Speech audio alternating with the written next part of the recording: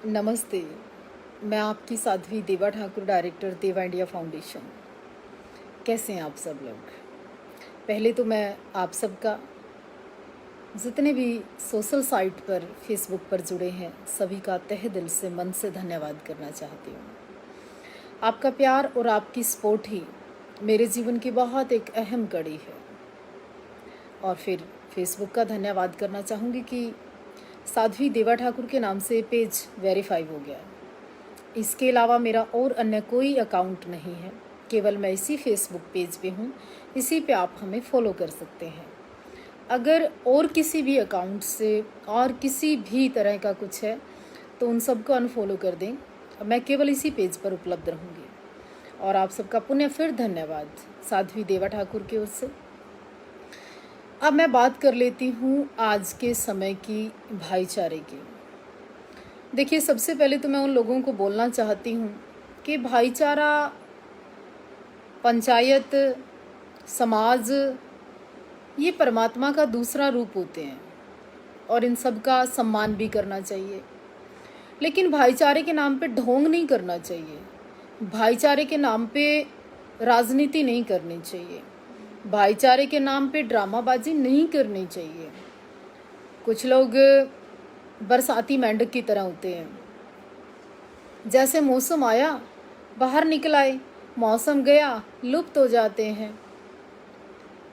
काफ़ी सारे लोगों को मैं देख रही थी कि ऐसा कौन है देश में कि भारत की बात आए और रोंगटे ना खड़े हों, भारत की बात आए और देश की बात ना करे। ऐसा कोई है क्या? जननी जन्मभूमि, और सबसे बड़ी बात है कि भारत माता का नाम लेते ही तो ऐसा कोई हो ही नहीं सकता, वो तो गद्दार होगा। अब मैं बात करती हूँ सरकारों की। सेंटर में बीजेपी की सरकार है। प्रधानमंत्री, राष्ट्रपति सभी आज सोशल साइट पर हर चीज़ देखते हैं। फिर ऐसा कौन सा मसला, कौन सा मामला, एक गांव की खबर, एक मन की बात, एक ट्विटर अकाउंट, एक फेसबुक, सोशल साइट पर एक छोटी से छोटी बात भी आज काउंट होती है। फिर जब विदेशों में मसला उठे तो सरकारें चुप कैसे? तुरंत प्रभाव से अगर भारत का कोई बेटा फंसा है उसकी रिहाई करवानी चाहिए। सरकारें यहाँ पर ड्रामे नहीं करे। भारत की सरकार यहाँ आपस में भाईचारा खराब करवाने का काम नहीं करे। भारत की सरकार को स्वयं संज्ञान लेकर तुरंत प्रभाव से भारत के बेटे को रिहा करवाना चाहिए। ये भारत की सरकार का काम है। एम्बेसी में आपके राजदूतों का काम है। आपको अथॉरिटी किसको है, कैसे है, और उस पे संज्ञान लें। चाहे वो विशाल सूद की बात हो, जूद की बात हो, राहुल जूद की बात हो, मतलब एक ही बात है। हमारे हरियाणा का बेटा, हमें गर्व है इस बात पर और मैं फुल तहे दिल से सपोर्ट करती हूँ। लेकिन इसके अवज में, इसके बहाने से सिख और हिंदुओं का, जाट और सिखों का, रोड और राजपूतों का ये जो आपसी गुलदस्ते जैसी खूबसूरती है ना, इसमें कुछ लोग जहर घोलने का काम कर रहे हैं। कुछ लोग कल काफ़ी सारी ऐसी वीडियो डाल रहे थे कि सिखों के खिलाफ बोल रहे थे। मैं एक बात पूछना चाहती हूँ आप लोगों से। कोरोना टाइम इतनी जल्दी भूल गए, ऑक्सीजन भी भूल गए। आप जितनी भी बार आपदा विपदा आई, सिखों को मसीहा कहने वाले लोग, सिखों को भगवान कहने वाले लोग, परमात्मा का रूप कहने वाले लोग इतनी जल्दी कैसे आप भूल सकते हो? एहसान फरामोश नहीं होना चाहिए।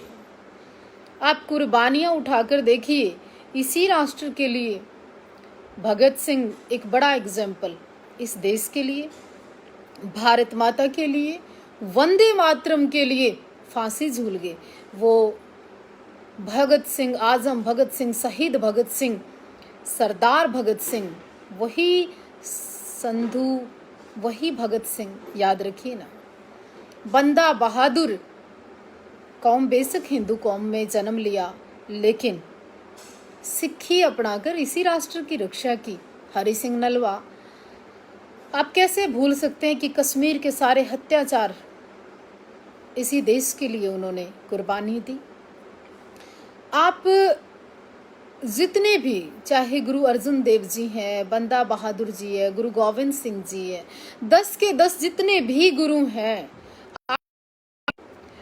कि उन्होंने देश के लिए, धर्म के लिए, मानव जाति के लिए, इंसानियत के लिए काम किया और इन्हीं के लिए अपने परिवारों को, अपनी जवानी को, अपने सुख और चैन और ऐशो आराम को खुद भूखा रहकर देश को दिया।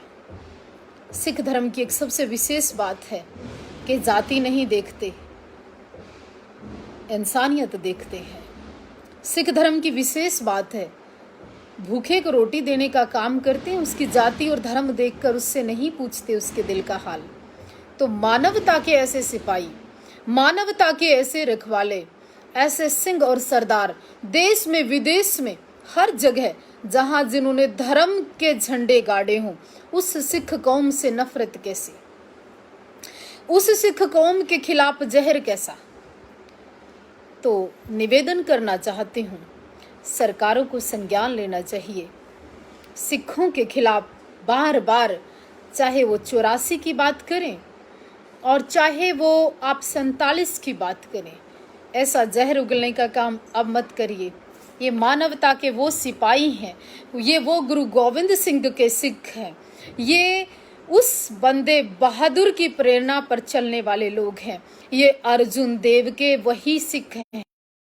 इनके परोपकार, इनकी मानवता, इनके किए हुए कर्म,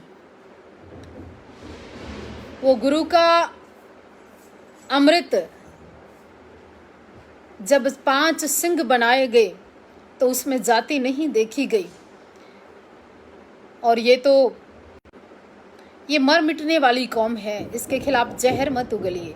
मैं बस इतना निवेदन करने आई थी। वाहिगुरु जी का खालसा, वाहिगुरु जी की फतेह और भारत माता की जय। कोई शब्द नहीं, ये मंत्र है। वंदे मातरम बोलकर भगत सिंह, सुखदेव, राजगुरु फांसी चढ़ गए, तो राष्ट्र के खिलाफ कोई नहीं बोल सकता। तिरंगे के लिए हमने जान दी है, तिरंगे के लिए कुर्बानियां दी हैं।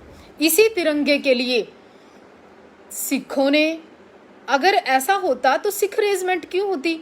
अगर ऐसा होता तो किसानों के बेटे शहीद क्यों होते?